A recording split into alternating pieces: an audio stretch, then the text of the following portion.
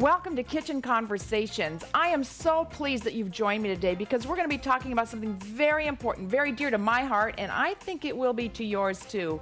We're going to be talking about menopause, a natural process. Now, you may be like me and think there was not much natural about it, but I have with me a really important guest today. I have with me Dr. Elaine Hart. Welcome, Elaine. So glad you're here today. Elaine is a physician. And tell us a little bit about yourself, Dr. Hart. Okay, well, I'm really happy to be here today on your show. I am an obstetrician gynecologist, and I practice at Loma Linda University, and I've been there for about 10 years. I love what I do. I deliver babies, take care of menopausal women, and a bunch of other things. I also am a mom. I've got three children and 2 stepchildren, and I've got 3 grandchildren. So you're even a grandma. I'm a grandma. I'm a little jealous. Anyway, we're talking today about menopause, and I know when I was a young girl, I think I remember it being a really scary event or something you dreaded or something that shouldn't happen. So tell me a little bit about it. When does it happen? When should I be watching for it? What kind of things are happening? Okay. A lot of women do think of it as kind of a mystery, this, nebulous time that's going to happen in later years. The typical age for a woman to go through menopause is around 51. But it's not like all of a sudden you're menopausal. You go through a process, and the process usually takes about 5 to 6 years. So average age to start going through menopause is around 46. And, it goes for about, 5 to 6 years. So what kind of things, how would I know if I'm in my middle 40s, what kind of things should I be aware of and what's happening during that transition? Typically, during the mid-40s, what a woman will notice most of all is her periods will start getting abnormal. They'll get longer.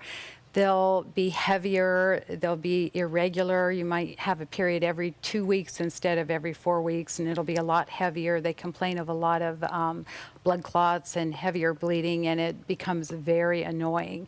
That's typically what a woman will experience as she's going through the perimenopause.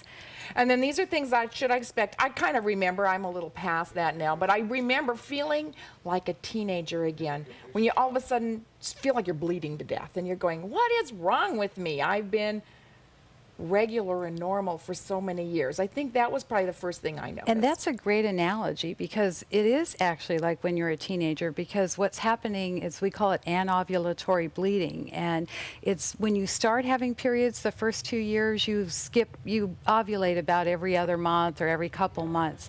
And the same thing happens when you're starting to go through menopause. You ovulate infrequently. You might do it every other month or every couple months. So it's kind of the same sort of thing at the beginning of having your periods and at the end of having your periods.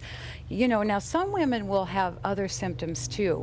Once they start having the abnormal periods, they may start having hot flashes. That's probably one of the most common symptoms of menopause, and what most women associate with menopause is having these hot flash symptoms. And they're quite annoying. They are quite annoying. A lot of women are extremely annoyed by them, and some women will tell you that they are not bothered by them at all, and everything in between. I pretty much hear everything in between.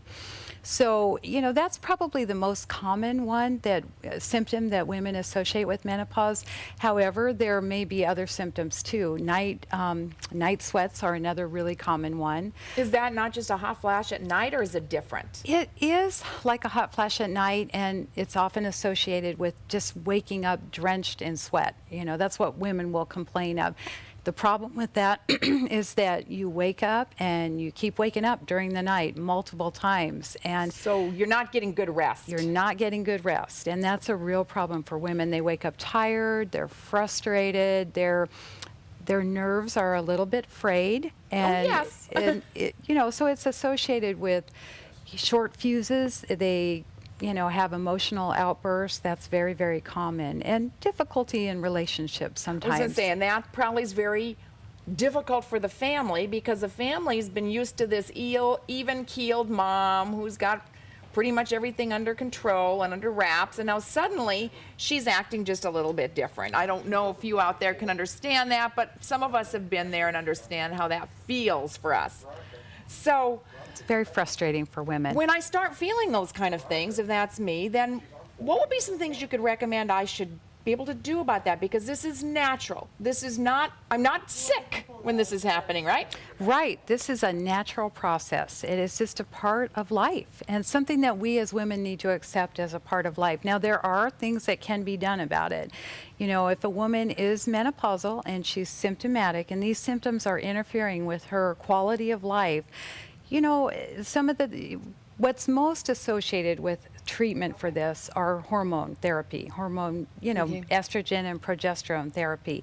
But it doesn't have to just be that. It can be lifestyle changes. You know, women can make lifestyle changes that can compensate for some of these symptoms, especially things like the hot flashes and the night sweats. If a woman doesn't want to take hormone therapy, then there's some over-the-counter therapies that women can take. If one of her main symptoms are sleep disturbances, she could possibly take some medications to help her with sleep.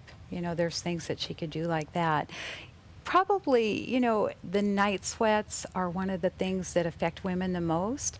You know, so when you go to sleep, if you have a fan, you know, to blow cold air on you, or if you don't put tons of blankets on, you know, just simple things like that can help really quite a helpful. bit. A lot of women can be helped by that. Getting regular exercise can help. If Okay. you're having hot flashes during the day, what a woman could do is, you know, avoid spicy foods, hot drinks. So that really does matter. The hot, It can. hot coffees or teas or spicy It foods. can, bring it down? not for all women, but it can help decrease some of the symptoms. If a woman didn't want to take hormone therapy. Now, if you really want to eliminate the hot flashes, probably the best treatment for that would be to be on hormone therapy with estrogen and progesterone. Progesterone if a woman has a uterus. If they have a uterus, they need to have progesterone as well as estrogen to protect the uterine lining. Now, correct me if I'm wrong, but all along in our life, we've been making estrogen and progesterone, and that's what's been kind of controlling our female selves. Once a woman she goes through menarche, she will start to have estrogen and progesterone, and has that all the way through her childbearing years, and then that starts to decline as she goes through perimenopause, and then once she's menopausal, she doesn't have much estrogen anymore or progesterone. There is a little bit, and that's from the conversion of testosterone to estrogen. And the heavier a woman is too, the more estrogen she'll continue to have. Creates. So one of the things that are changing for us now is lack of that. So tell me a little bit more about hormone replacement. Is it something that women usually seek? Is it something doctors recommend? I know there's a lot of controversy when I've been reading things, because there was a study that kind of scared all of us. There is definitely a lot of controversy over this subject. And I think it was 2000, the Women's Health Initiative study came out that pretty much changed the way the public and physicians looked at hormone therapy, and there was a huge decline in the prescriptions for hormone therapy, and women that had been on hormones all of a sudden decided to go off of them and became very symptomatic as a consequence. So the studies, you know, there's been controversy over them, and now we've kind of changed our way of thinking about it. The physicians have. Women can go on hormone therapy if they want. They should discuss this with their physician, and it's an individual decision between a woman and her physician, and it depends on her symptoms. We really only use hormone therapy to treat menopausal symptoms. We don't use it for anything else. It's not used to be cardioprotective. Right. Sometimes it can be used for osteoporosis, but typically it's just used for menopausal symptoms, you know, the hot flashes, the night sweats, the mood swings, also vaginal dryness. That's another really common symptom, and hormone therapy can be used for that as well. I know one of the things that hormone therapy seemed to help me with was it helped me not have so much fuzzy thinking. I felt a little more connected, and also I think it helps your skin overall if you're on a safe therapy. So how does a woman make a decision?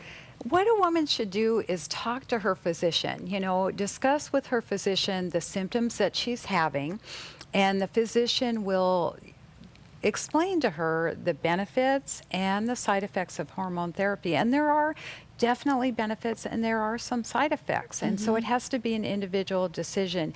Most physicians will recommend that a woman, if she is choosing to be on hormone therapy, that she be on the lowest possible dose for the shortest period of time. And we tend to look at a period of about 5 years. Initially, when the woman is either perimenopausal or brand new menopausal and being on it for a period of no longer than 5 years, and initially when she's menopausal, not starting it at a later date, like 10 years after becoming menopausal, or even 5 years after becoming menopausal. The benefits are really in that initial time period when you become menopausal. One of the reasons for that is bone loss is accelerated in the first 5 years after menopause. So there will be a lot of protection with estrogen therapy initially when a woman goes on that, protecting her bones. In addition to, you know, decreasing... Smoothing us out a little bit. Yes, decreasing all of those symptoms that a woman might have with menopause. And so then as this naturally progresses, we get more stabilized with who we are, with ourselves. You do. A woman will. If she chose not to go on hormone therapy, the hot flashes may last for a period of maybe 3 to 5 years, and then they will go away. And that's, again, very individual. Some women, it'll be quicker. Some women will take longer. I mean, I've had patients tell me, you know, many years after menopause, they're still having hot flashes. So it is very individual. Individualized. And the treatment is just as well. So some of the things we can do to relieve our symptoms is get some exercise. It's always beneficial. Exercise is always a good thing, and that can definitely help with menopause as well. Feeling good, releasing endorphins, feeling good about yourself, and taking care of yourself. Those are all really positive things that a woman can do. So if I'm thinking that this is natural, this is something that's supposed to be happening to me. Correct. I will be looking at this maybe different. What are some of the joys that I can get out of this? I mean, instead of thinking of menopause as this ending of everything, that life is going away and is being different, that maybe my value isn't there anymore because now I'm no longer this nurturer of small children, which is fine with me. I'm done with small children. Been there, done that. Yeah. I'm ready for the grandkids, but not... You know, not you don't want to take care of them all the time. That's right. I want to love on them, kiss on them, spoil them, and send them home. I gotcha. Got that one. But how do we embrace this time in our life? I mean, this is not a disease. Absolutely not. It is not. It is normal. So how do I normalize this? What can I see in there to get out of there for myself? You can look at this as a time of new beginnings. You know, a woman is going to probably live till around 80, the age of 80. You're going to live 1/3 of your life during your menopause years. This is a time of new beginnings, a time of fulfillment. Actually, studies show that women that are in the menopausal years are oftentimes happier than women in any other time of their life. It's a time you don't have to worry about getting pregnant anymore. That's one of the definite advantages. Nice. I mean, that's always something that a woman needs to worry about. You don't have to worry about periods and dealing with that on a monthly basis. That's definitely an advantage.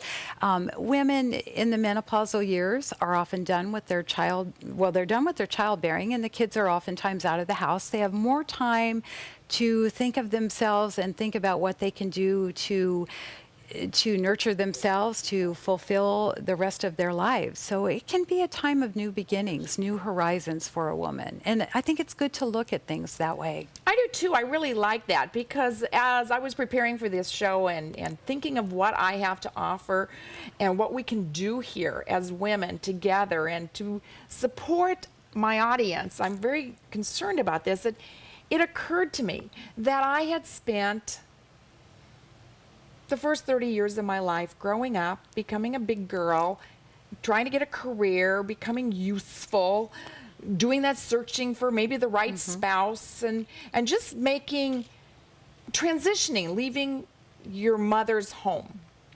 You're leaving your family. That's kind of what that first part of your life is, I think.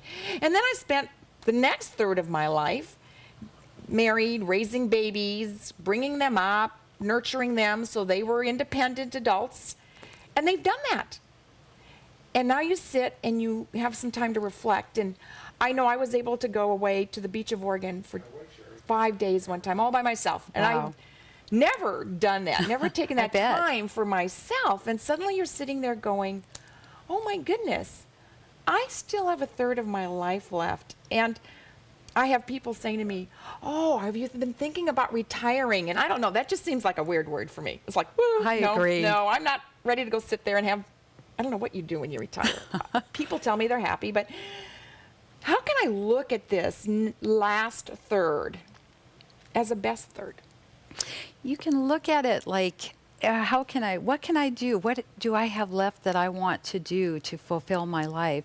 And a lot of women will go on and do different things. They'll get some additional education. I have one friend she's 50 some years old and she's going to college now. She raised the kids. She's done all of that. She's retired now and she's focusing on an education. That's important to her. Going back to college at 50, see, there's all kinds of things to learn. Some women will, take up art classes or learn how to play the piano or do a lot of traveling. Whatever it is that's your passion, focus on that. It's really important because, so in a way, it's almost a rebirth to a different life. Absolutely. And you have a lot of years left to enjoy that new life. So it's very exciting. I think so. So how can we maximize our health during this time? What are some things I can do to make sure that I am really thriving and not merely surviving? I really want to thrive. I want to flourish. I want to be able to have the robust energy without thinking of myself as this is sick. Absolutely. Well, some of the basic things that a woman can do are try to maintain a healthy weight. That's really key. Have a good, healthy weight.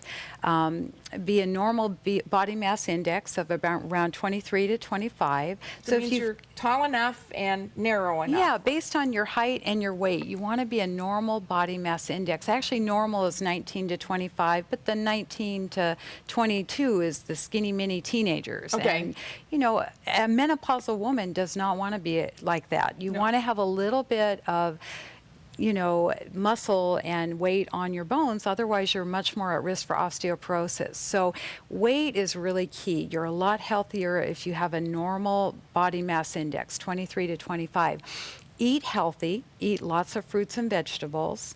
I usually recommend to my patients eat 5 to 7 servings of fruits and vegetables a day. That's really key. You are what you eat, and I really truly believe that. Minimize alcohol intake. It's good a woman really should never drink more than 1 drink per day. Okay, 1 drink per day. That's really a very healthy thing to do. I mean, if you don't drink, you shouldn't start drinking. Right. But if you do drink, no more than 1 drink per day, and no more than 5 to 7 drinks per week. That's the recommended. Because if you get higher than that, you're consuming, first of all, you're consuming a lot of extra calories. You are, and we all have to worry about that. Yeah. Absolutely. And it just isn't healthy, and it actually increases your risk for breast cancer, and women are always concerned about that. Okay. Exercise is key. I can't emphasize exercise enough. When you're menopausal, you have to eat a lot less every day just to maintain the weight that you were at when you were a young woman. It's very unfair. That is truly unfair. But you can counter affect that by exercising more. Okay. And so exercising, I really recommend, and all the studies recommend, 150 minutes a week. And a woman doesn't have to do that every single day. You don't have to exercise 30 minutes a day, 5 days a week. You could do maybe 2 hours on one day and another half hour on another day. Whatever works within your lifestyle, make it work so that it is easy to achieve.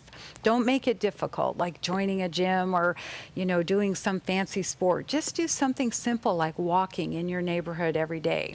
I hear that a lot from the people that I'm connecting with you, some of my other guests. It has to be something that works for you, whatever works. If I have to get up, go somewhere, put on different clothes, think about getting ready in the morning, it's just not going to happen. It's not going to happen. It's not realistic. So if you make it realistic, like, you know, putting tennis shoes downstairs in a hall closet that you can get to really easily, and just when you come home from work, we're all busy, we're working, we're doing all these different things.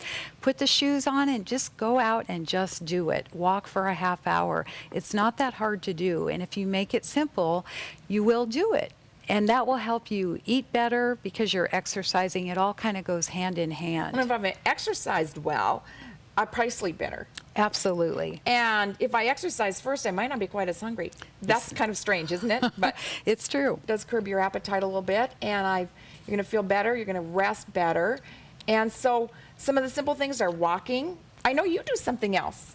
Well, I have a passion of bike riding. I love to do bicycle riding. And now, did you do bicycle riding all your life? I certainly didn't. I wish I could say that I did, but I started when probably about 4 or 5 years ago. 4 or 5 years ago. Got yourself a bicycle, and you all have gone many places. Where have you ridden your bike? We have done all kinds of exciting things with our bikes. We have actually ridden in Europe. We've ridden in France, Germany, and Switzerland. We did a bike tour over there. But just locally, we like to ride in our local area of Riverside and San Bernardino on a bike trail that rides along the river. We ride at the beach.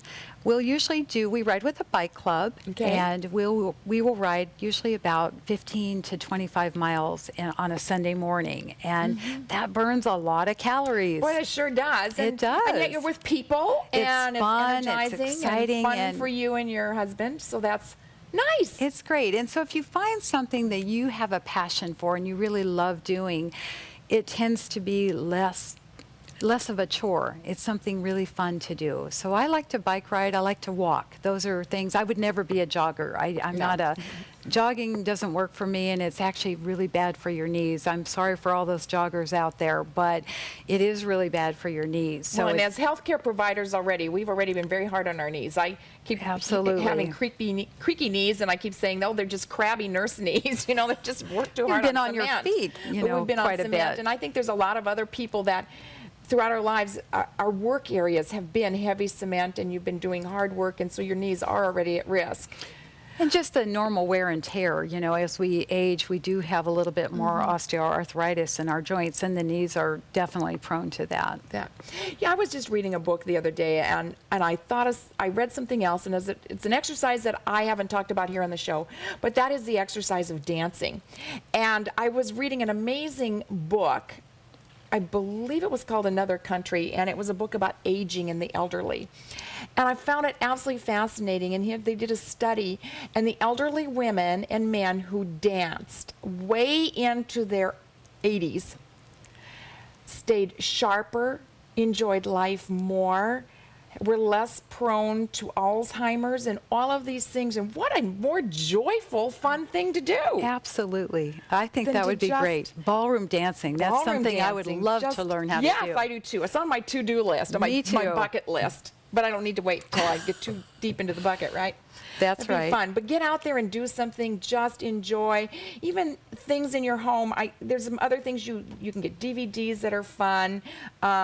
My cable TV has plenty of exercise programs. You just put them on and work with them if you want to do that. Find something that you enjoy doing. A lot of my patients like to do that. They'll watch videos and exercise to the videos. So it's just whatever you find that you like doing, you know, and then you'll stick with it. You'll continue to do it and reap the benefits. So we're going to exercise a little more. We're going to be very careful with a little more careful with what we're eating, but once in a while you still get a treat, right? Christmas is coming. Absolutely. You can have a little treat. And don't beat yourself up if you do that. I mean, we all know Thanksgiving's right around the corner, Christmas is right around the corner, and we all mess up a little bit, but don't beat yourself up. Eat what you want to eat and then get right back on track and get with the program, or go out, eat the pie for Thanksgiving, but then go for a walk. And then go for a walk, or go for a bike ride, or do your exercise video, whatever it is that that'll keep you and get you back on track.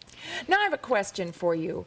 Are most physicians, you're very open here, we're really talking really about our health, and that's really exciting. Most physicians wanting to talk with you about your health and work with you? I think a lot of physicians are. I think it's important for a woman to find a physician that she's comfortable with, that she can talk to, that she can get her needs met, and has a good rapport with the physician. You know, everybody doesn't click with everybody. Right. And you know, I find that with patients a lot. Find somebody that you click with, that you can talk to, and that's important. I think it really is, especially as you're going through this time, natural as it is, but challenging because we don't have the answers. And I think another thing that for me is really important, and that was the deep connection with girlfriends. I couldn't have made it through all of this without my girlfriends, but I call my girlfriends and then we talk, and then they say, oh yeah, I've had that too. We will survive together. I think that's really important. Women are very good at that. They're very good at talking to friends, and it's very healthy for women. Women that have friends tend to be a lot healthier. So I'm all in support of that. I think that's great. Friends, we're going to share some things. We're going to gather our friends together, call them over, have a cup of tea, sit down, and kind of visit about these things, because I think it's really exciting to think about. This is a natural part of my life. It is a change. I'm having this new birth virtually in me. And I really liked what I was reading the other day from another author, was talking about this menopausal time in my life is a time no longer to give birth to children, but that it is a rich time to give birth to new ideas and new concepts and new things that I can do differently. What a freedom. It is. It's a joy. Some things we can do better and differently. So I really appreciate you sharing this with us today. So happy to. As we're transitioning into our middle 40s, going through our 50s, these are some things we can put our arms around. We can think about being a little more healthy, embrace this, knowing that some of this is a little bit of a challenge, but that we will get done with this. It will be good, and we'll be feeling stronger and understanding that we have these talents. Any little final words you have? You know, it's like a transition. I mean, when we begin having periods, that's a big change in our life. That's a big transition. All of a sudden, you have to deal with periods every month. You have to deal with cramping. That's a transition. Transitioning with having young children, that's a transition. And this is another transition. Just another transition that we can get through. We've been talking today about menopause, how it's natural for us to have. So as you're transitioning through these times in your life, I just want you to embrace what is happening in your life. As a woman, I want you to feel the joy that's there. Go within, find out who you really are, and live every moment of your life to the best. Don't be putting your life on hold waiting. That's what we want to help you here with this show. I hope you continue to tune in every week as we give you more tips on how to live fully, how to embrace joy, how to hang on and nurture and nourish your relationships with friends, families, and most important, girlfriends. So until you meet me here again in our kitchen, make sure to live life, be joyful, and have fun.